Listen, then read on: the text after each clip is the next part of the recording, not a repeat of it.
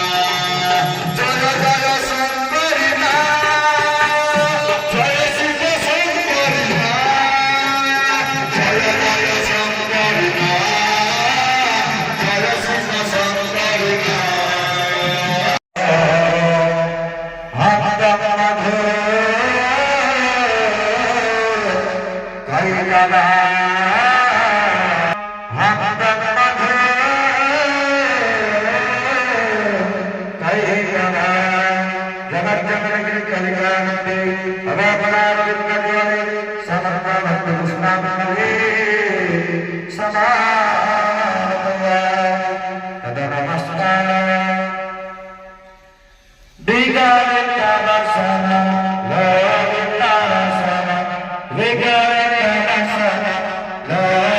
शनि मंदिर जो समय आम अतीत समय ये नाला आम लोक मैंने श्रद्धा भक्त मैंने बहु असुविधार सम्मुखीन होते मैं कराई केत वर्ष है यज्ञर स्थिति विषय टे जाना आम ये